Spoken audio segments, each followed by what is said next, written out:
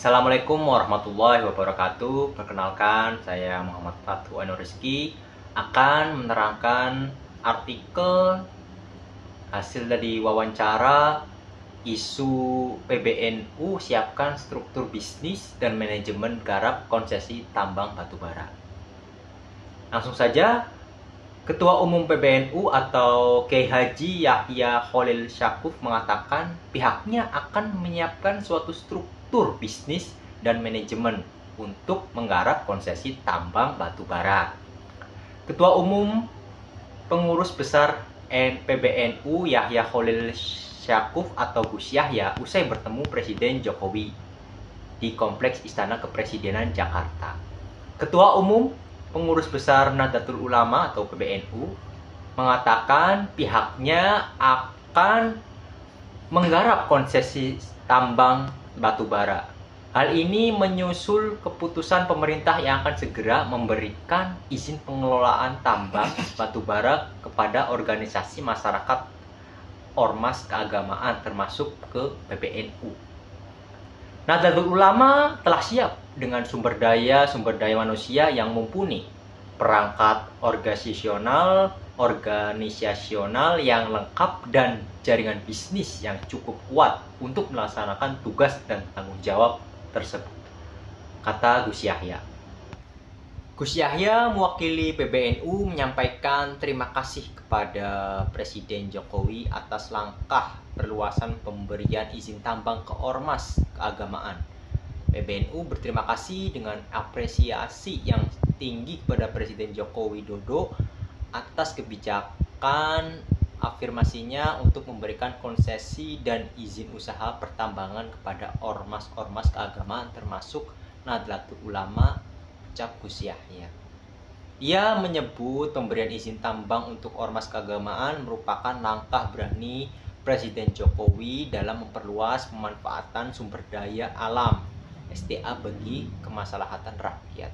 Kebijakan ini merupakan langkah berani yang menjadi terobosan penting untuk memperluas pemanfaatan sumber daya alam yang dikuasai negara untuk kemaslahatan rakyat secara lebih langsung, tambah Gus Yahya.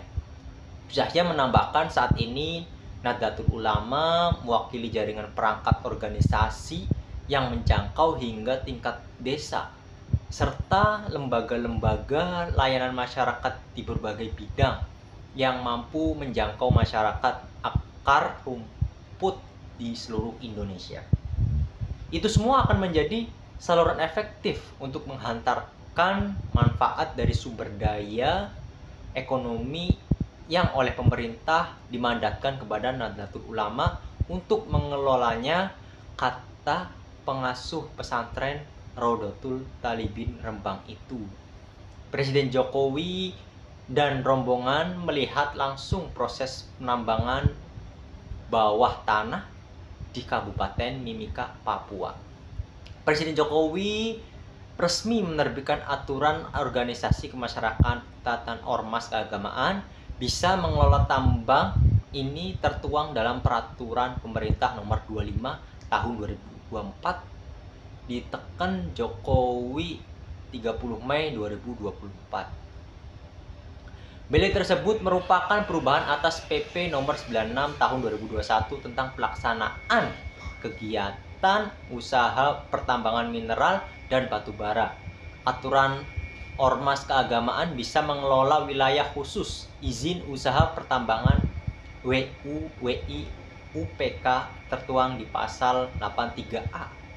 Pasal tersebut berisi aturan mengenai penawaran wilayah izin usaha pertambangan khusus secara prioritas. Pasal 83A sendiri merupakan penambahan dari aturan sebelumnya.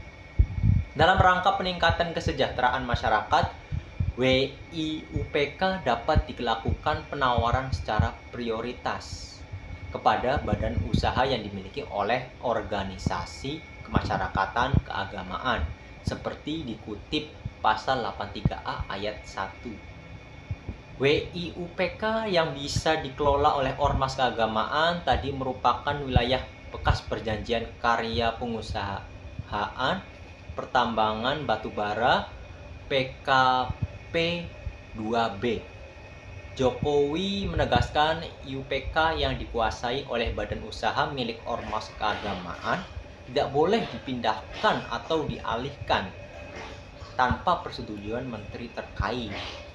Dalam ayat 4 pasal yang sama menegaskan kepemilikan saham organisasi kemasyarakatan keagamaan dalam badan usaha harus mayoritas dan menjadi pengendali badan usaha sebagaimana dimaksud pada ayat 4. Dilarang bekerja sama dengan pemegang PKP 2B disebutnya dan atau afiliasinya bunyi pasal 83A ayat 5. Sudah seharusnya penawaran WIUPK sebagaimana dimaksud pada ayat 1 berlaku dalam jangka 5 tahun sejak peraturan pemerintah ini berlaku dan manajemen garap konsesi tambang batubara, serta ketentuan lebih lanjut mengenai penawaran WIUPK secara prioritas kepada badan usaha milik ormas keagamaan sebagaimana dimaksud pada ayat 1 diatur dalam peraturan